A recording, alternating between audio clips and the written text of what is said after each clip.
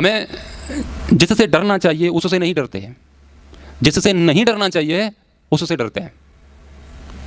हमें पता है कि हम गलत करेंगे, परमात्मा हमें दंड देगा, उस बात से कोई डर नहीं है। हम किससे डरते हैं?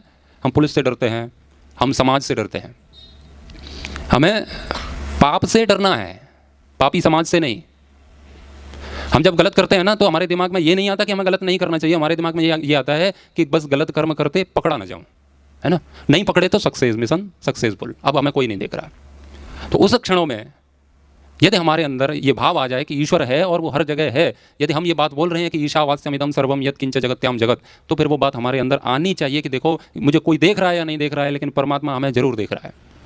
तो उसकी नज़र में यदि आपके सामने ऐसे जो कैमरा है ना, इधर घुमा दिया जाए तो थोड़ा ऐसे वैसे टेढ़े मेढ़े जो बैठे हैं ना वो सीधे हो जाएंगे। ऐसा होता है कि नहीं? कैमरा ऐसे घूमता है, स्टेडियम में आपने देखा होगा, क्रिकेट चलती है, जिधर कैमरा गया लोग एकदम सक्रिय हो जाते हैं, उनको पता चलता है हम उसकी नज़र में हैं। यदि हम ऐसी भावना हमारे अंदर आती रहे कि हम जो कुछ भी कर रहे हैं हम परमात्मा की नज़र में हैं, तो हम कुछ भी गलत कर ही नहीं पाएंगे। बहुत सारी ऐसी स्थिति बनती है, लेकिन हम डरेंगे समाज से। हम किसकी दृष्टि में ठीक होना चाहते हैं? समाज की दृष्टि में। अब समाज का क्या है, ये तो किसी को कुछ भी कहता है। कल बात चल रही थी, माता जी शायद अभी बैठी हैं यहाँ पर, कल कह रही थी हम कुछ अध्यात्म की बात करते हैं, हम ऐसा कुछ करते हैं, तो लोग हमें ऐसा कहते हैं, नहीं तुम ऐसा क्यों बोलते हो, ऐसा क्यों मानते हो, ऐसा क्यों करते हो। तो हम किससे डर रहे हैं? हम किस बात का भय है? सामाजिक प्राणियों का, लोगों का, अपनी कॉलोनी वाले, अपने शहर वाले, अपने देश वाले, हम जिनको भी जानते हैं, जो हमें जानते हैं, उनका भय है हमको। लेकिन हम गलत कर रहे हैं किसकी दृष्टि में? परमात्मा की दृष्टि में। हमें गलत का फल कौन देगा? समाज देगा कि परमात्मा? कौन देगा?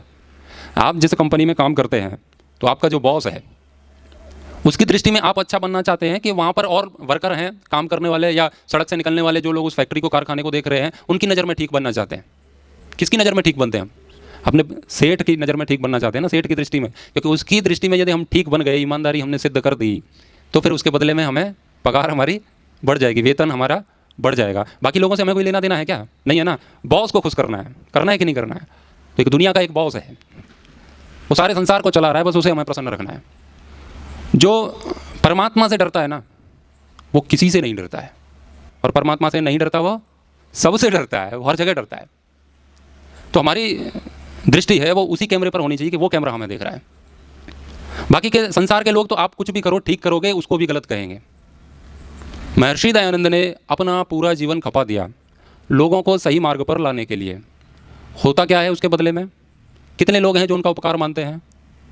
उस समय भी न जाने कितने लोग उनके विरोध में थे, और आज भी उनकी मान्यताओं के विरोध में हैं। जो अपने आप को बहुत बड़े धार्मिक गुरु कहते हैं और बहुत बड़ा संत महात्मा बताते हैं, वो भी बिना आलोचना की उल्टी सीधी बातें किए बिना उनका खाना ही नहीं हजम होता है। यदि महर्षि दयानंद उन लोगों के विषय में सोचते कि लोग मेरे बारे में ऐसा कहेंगे, ऐसा कहेंगे, तो आपको लगता है कि आप आज इस स्थान पर बैठ करके ये सारी बातें सुन रहे होते?